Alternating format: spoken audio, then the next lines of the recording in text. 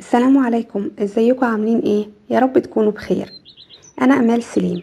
هعمل معاكم النهاردة الزلابية او لقمة القاضي بطريقة ناجحة ومضمونة 100%، وهنقول اسرار نجاحها وداعا للاشكال الفضائية اللي كنا بنشوفها في الزلابية. لو عجبك الفيديو النهاردة ما تنسيش لايك وتشيري الفيديو لكل حبايبك علشان يشوفوه، وتسيبيلي رأيك في الكومنتات. ولو أول مرة تشوفيني ياريت تشتركي في القناة وتفعلي زر الجرس علشان توصلك وصفاتي.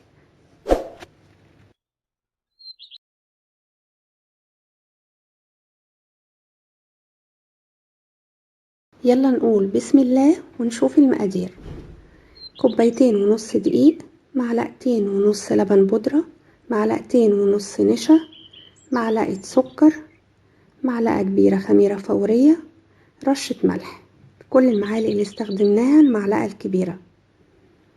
هجيب بولة فيها معلقة السكر الكبيرة واحط عليها معلقة الخميرة وعليهم ربع كوباية مية، وهقلبهم كويس جدا لحد ما حبيبات الخميرة تبتدي تدوب معايا، وبسيبها على جنب لحد ما تدوب.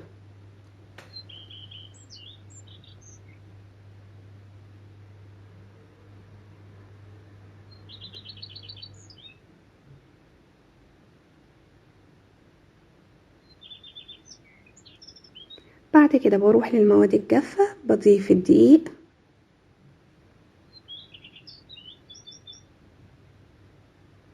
وعليه اللبن البودرة وعليهم النشا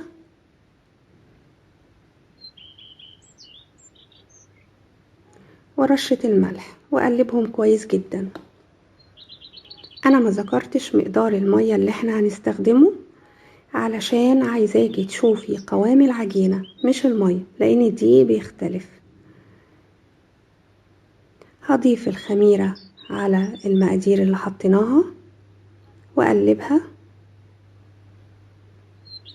ادي اول كوباية مية دافية، ولازم تبقى مية دافية، ما ينفعش سخنة عشان ما توقفليش عمل الخميرة. بضيف شوية شوية. انا جبت الاسباتيولا وسبت المضرب عشان من اسرار نجاح الزلابية العجن. كأنك هتعملي عيش، تفضلي تضربي فيها كده وتعجني فيها كويس قوي لحد ما تعمل معاكي عرق. بضيف المية بالراحة. بعد ما خلصت الكوباية جبت ربع كوباية وابتديت اضيف بشوية صغيرين خالص واقلب. اهو شايفة التقليب قد ايه؟ فضل الشوية دول من الربع، يعني كوباية وربع وهناك ربع، خدنا اقل من كوباية ونص مية. ادي العجينة بتاعتي، شايفة العرق بتاعها والسمك بتاعها عامل ازاي؟ ما تقلقيش، هي كده مش تقيلة ولا حاجة، مظبوطة جدا. لو خفت عن كده مش هتطلع معايا كويسة. غطيتها ببلاستيك ستريتش ودخلتها فرن البوتاجاز اللي كنت مشغلاه 5 دقايق، وطفيت عليه ودخلتها. خدت معايا في الخمر حوالي 35 دقيقة بالظبط. ادي السيرب بتاعي. كنت مجهزة كوباية ونص مية وكوباية ونص سكر وعصير نص ليمونة ورشة فانيليا. السيرب بتاعي لازم يبقى وسط بارد. ادي الزلابية بعد ما طلعتها هقلبها كويس جدا جدا عشان افرغ منها الهواء.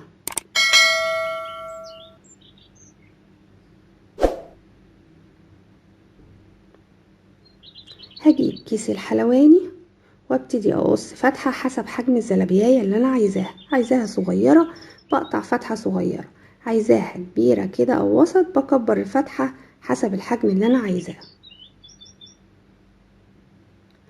جهزت الزيت بتاعي لازم يبقى سخن، وجبت المقص. هقول لكم دلوقتي هستخدم ازاي المقص وكيس الحلواني. شايفة الزلابية بمجرد ما بتنزل الزيت بترتفع لفوق وبتتكور بالشكل ده. الزيت لازم يكون غزير، واشتغل في حاجة جنابها عالية، سواء حلة او طاسة جنابها عالية، والتقليب يبقى مستمر كده. هطلعها من النار وهي يدوب ذهبي كده بسيط. طيب ادي ماسكة الكيس، بعمله على جنب واقص بالشكل ده، لاني لو عملتها بشكل افقي العجين شايفة كان هينزل بسرعة ازاي، مش هتلحقي تنزلي المقص في الزيت وتقصي. طيب ادي اهي مجموعة تانية هبتدي انزلها. كنت بقى هقول لكم ايه بالنسبة للاسرار اللي احنا قلناها. الدقيق اللي بستخدمه يفضل الدقيق اللي هو دقيق المخبوزات والبيتزا. طب مش موجود يبقى دقيق كافة الأغراض. طيب السيرب بتاعي لازم يكون وسط بارد، مش تقيل قوي، لو تقيل قوي زي بتاع الكنافة مش هتمتصوا الزلابياية. خلوه وسط ويكون بارد، وبمجرد ما تطلع بنزلها في السيرب بتاعي. اهو بكمل كمية الزلابية بتاعتي وبطلعها يدوب دهبي فاتح كده.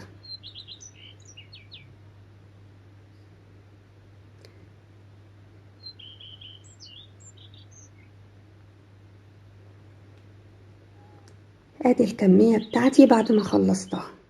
طيب انا طلعتها ليه كده؟ لان السر من اسرار القرمشة بتاعتها ان انا بقليها مرتين، ودي اللي بتديكي القرمشة اللي زي بنشتريها بره بالظبط.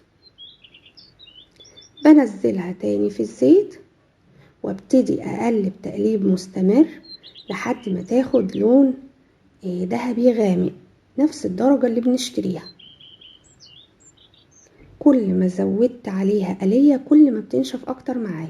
يعني لو عايزاها وسط كده، عندك اطفال او حد كبير، يبقى ما تزوديش عليها تحمير قوي بحيث تطلع مقرمشة كده وبرضو في نفس الوقت مش ناشفة قوي. عايزة بقى القرمشة جامدة قوي كده يبقى خلاص بتقلي عليها التحمير، يعني ده حسب رغبتك.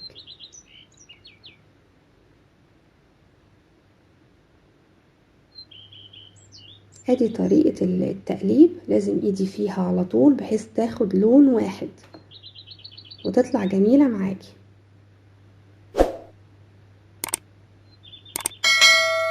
ما تقلقوش خالص يا جماعة، هي ايدك بتظبط مرة في التانية بتظبط، بس لما تراعي الحاجات اللي احنا قلناها.